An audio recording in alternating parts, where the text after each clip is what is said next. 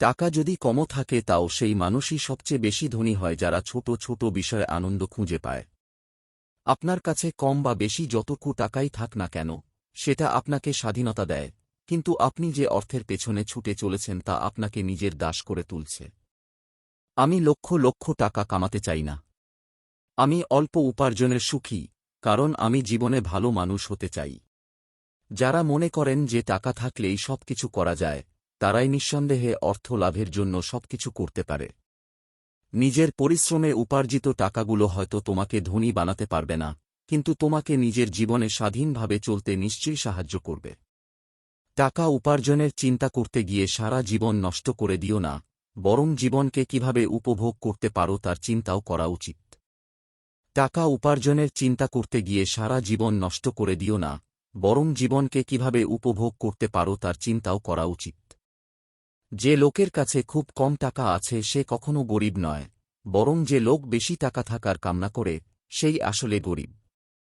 আপনি জীবনে যত বেশি টাকা উপার্জন করবেন, তত বেশি সমস্যার সম্মুখীন হতে হবে। এই সমাজে দরিদ্রদের সহযোগিতা ছাড়া ধনী ব্যক্তিরা কখনোই অধিক টাকা সঞ্চয় করতে পারে না। টাকার একটি অপরিসীম মহিমা আছে, সবাই হয়তো এটা অনুভব করতে পারেন যে টাকা আমাদের কাছে আসবে কচ্ছপের মতো ধীর পায়ে, কিন্তু যাবার বেলায় তা খরগোশের গতিতে চলে যায়। লোকে বলে যে টাকাই শুধু সুখের চাবিকাঠি নয়। তবে চিন্তা করে দেখতে গেলে, যদি আপনার কাছে পর্যাপ্ত অর্থ থাকে তবে আপনি নিজের মনের সুখ আনতে অনেক ইচ্ছা পূরণ করতে পারবেন। সুখী হতে যদি টাকা লাগে তাহলে আপনার সুখের সন্ধান এই জীবনে আর কখনই শেষ হবে না। টাকা কখনো মানুষকে পরিবর্তন করে না, বরং এটি তাদের মুখোশ খুলে দিয়ে আসল রূপ বের করে দেয়।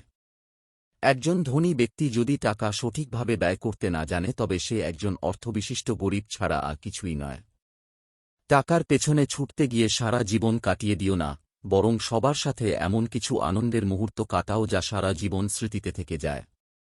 আপনি যদি নিজের আবেগ নিয়ন্ত্রণ করতে না পারেন তবে আপনি কখনো নিজের কাছে থাকা টাকাও নিয়ন্ত্রণ করতে পারবেন না। টাকা উপার্জন করার জন্য বীরত্বের প্রয়োজন হয়, আর এই টাকা সঞ্চয় করে রাখতে হলে বিচক্ষণতার প্রয়োজন। অনেকে বলে আমি নাকি টাকাকে ভালোবাসি, কিন্তু আমি টাকাকে ভালোবাসি না, আমি অভাবকে ভয় পাই। অনেকে টাকার পেছনে ছুটতে গিয়ে পরিবারকে সময় দিতে ভুলে যায়। মনে রেখো এই সময় আর ফিরে আসবে না, তাই সবাইকে নিয়ে কোথাও ভ্রমণ করে এসো।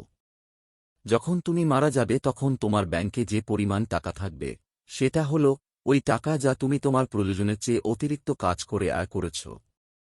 আপনার যদি টাকা উপার্জন করার ক্ষমতা থাকে, তবে কখনো ভিক্ষা করতে দাঁড়াবেন না। টাকা কখনোই আপনাকে সুখ কিনে দেয় না, কিন্তু অর্থের অভাব অনেকেরই দুঃখের কারণ হয়ে দাঁড়াতে পারে।